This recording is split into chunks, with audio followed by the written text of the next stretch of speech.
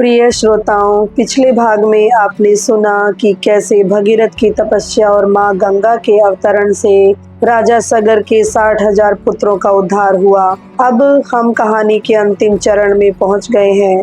आज हम जानेंगे कि सगर वंश का अंतिम गौरव कैसे स्थापित हुआ और इस अद्भुत गाथा का समापन कैसे हुआ। गंगा के अवतरण और 60,000 पुत्रों के उद्धार के बाद सगर वंश का नाम दिव्य इतिहास में अंकित हो गया।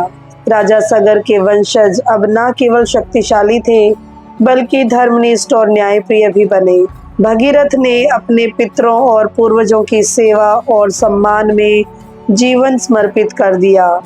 उनकी तपस्या और नेतृत्व ने प्रजा में विश्वास और भक्ति की भावनाएं जगाई। राजा भगीरथ के शासनकाल में राज्य में समृद्धि, सुख और शांति छा गई।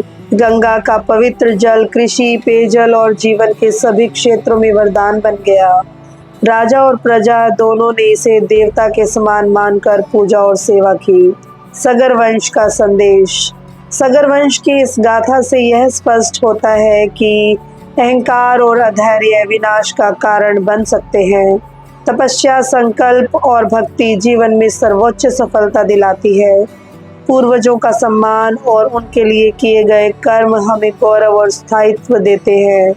भगीरथ के प्रयास से केवल राजा सगर के पुत्र ही नहीं बल्कि आने वाली पीढ़ियां भी सीख पाई कि सत्य और धर्म के मार्ग पर चलने से ही स्थायी गौरव प्राप्त होता है।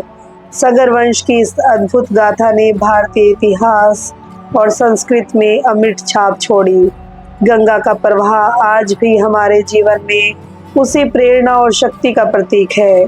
प्रिय श्रोताओं, आज हमने कहानी का अंतिम भाग सुना। राजा सगर और उनके पुत्रों की अद्भुत गाथा से लेकर असमंजस का विनाश, अमर और अंशुमान का तप, दिलीप की तपस्या और भगीरथ की मेहनत से गंगा का अवतरण, यह कथा हमें सिखाती है कि धैर्य, संकल्प और भक्ति से असंभव भी संभव हो सकता है। यदि यह कहानी आपको पसंद आई हो तो इसे अपने जीवन में उतारिए और अगली पीढ़ी को भी सुनाइए। और याद रखिए, हमें हमेशा अपने पूर्वजों का सम्मान करना चाहिए और उनकी सेवा करनी चाहिए। मिलते हैं अगली एक और प्रेरणादायक कहानी के साथ।